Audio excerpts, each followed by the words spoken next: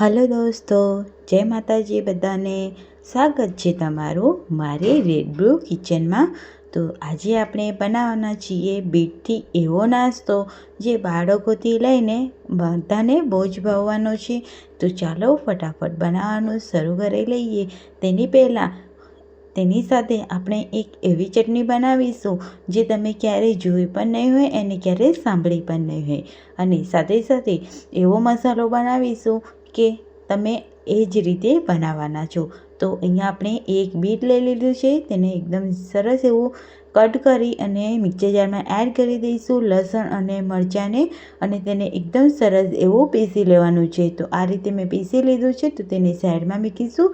હવે અહીંયા આપણે એક બાઉલ લઈ લઈશું, તેમાં 1 કપ અહીંયા ઘઉંનો લોટ એડ કરીશું, અડધો કપ અહીંયા સૂજી એડ કરીશું અને અડધો કપ બેસન એડ કરીશું. તો સૂજી અને બેસન આપણે ઇક્વલ લેવાનું છે અને ઘઉંનો લોટ છે તે આપણે 1 કપ લેવાનો છે.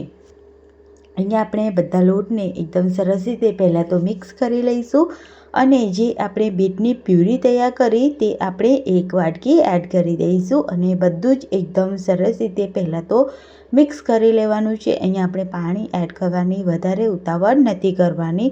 તો આ રીતે અહીંયા મિક્સ કરી અને થોડું પાણી એડ કરી અને અહીંયા તેને મિક્સ કરી લઈશું બધું. તો અહીંયા મારે ટોટલ 3 વાટકી પાણીની જરૂર પડી છે આટલા લોટ માટે. અહીંયા ઢાંકણ ઢાંકી તેને રેસ્ટ આપીશું 10 મિનિટ.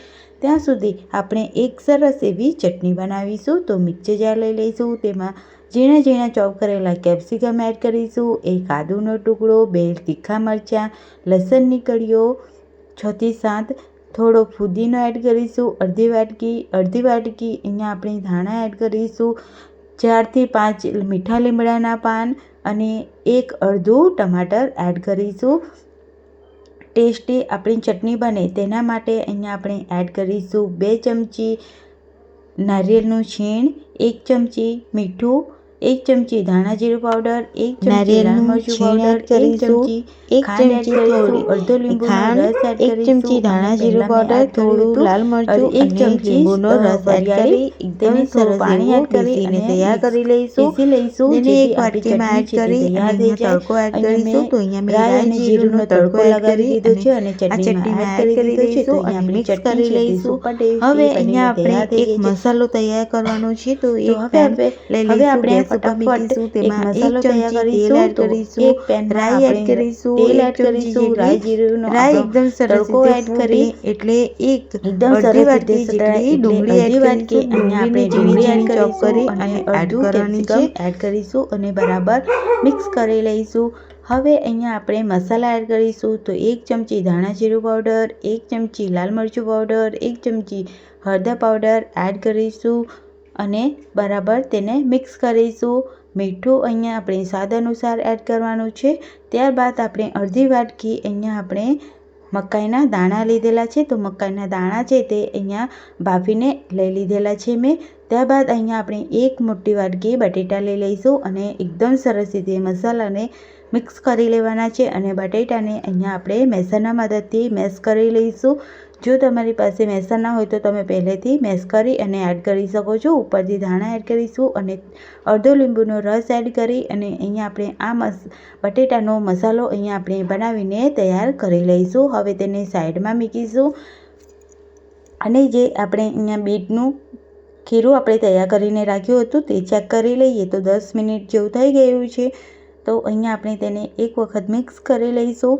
હવે આપણે તેમાં સ્વાદ અનુસાર 1 ચમચી મીઠું અને 1 ચમચી અહીંયા બેકિંગ પાવડર એડ કરવાનો છે અને અહીંયા આપણે પાણી એડ કર્યા વગર તેને બરાબર મિક્સ કરી લેવાનું છે. તો આ રીતનું ઠીક એવું બેટર આપણે રાખવાનું છે.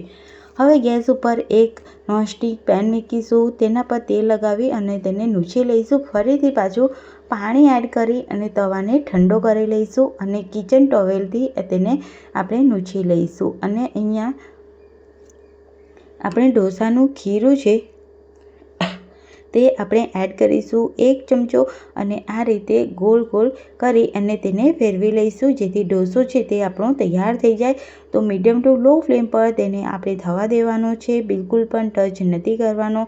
જો ઉતાવળ કરશો તો અહીંયા તમારો ઢોસો છે તે બગડી જશે અને બિલકુલ પણ સારો નહીં બને અને તૂટી જશે. અહીંયા ઉપરથી થોડું ઓઇલ ગ્રીસ કરી લઈશું ઢોસા પર.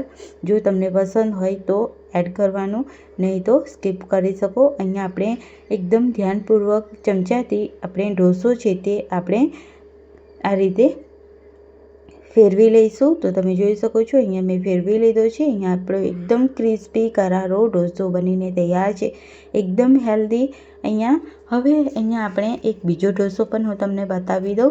તો એ જ રીતે પાણી છાંટીશું અને કિચન ટોવેલથી લૂછી લઈશું અને ફરીથી અહીંયા આપણે બીટનું જે ખીરું આપણે તૈયાર કર્યું તે એડ કરી દઈશું. તો તમે જોઈ શકો છો એકદમ આસાનીથી આપણું અહીંયા ખીરું છે તે તૈયાર થઈ ગયું છે. આ રીતે મેં ઢોસો બનાવી લીધો છે. ઉપરથી થોડું તેલ મેં લગાવી દીધું છે અને અહીંયા આપણે જે બટાટાનો મસાલો આપણે બનાવ્યો હતો તે મેં અહીંયા વન સાઈડ લગાવી દીધો છે અને મીડિયમ ટુ લો ફ્લેમ પર અહીંયા આપણે થવા દેવાનું છે. અહીંયા આપણો આ ઢોસો છે તે તમે જોઈ શકો છો તૈયાર થઈ ગયો છે. તો ગરમા ગરમ સર્વ કરો.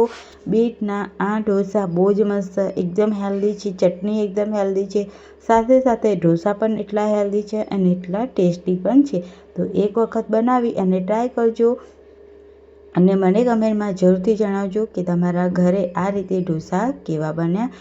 તો એક વખત જરૂરથી ટ્રાય કરજો, બહુ જ મસ્ત છે. તો અહીંયા આપણે આ ઢોસાને ચટણી સાથે સર્વ કરીશું. તો તમે જોઈ શકો છો અહીંયા આપણા ચટણી અને ઢોસા બહુ જ મસ્ત લાગી રહ્યા છે. તો આવી રેસીપી સાથે અને આવા અવનવા વિડીયો સાથે આવતી રેસીપીમાં મળીએ. ત્યાં સુધી બાય બાય.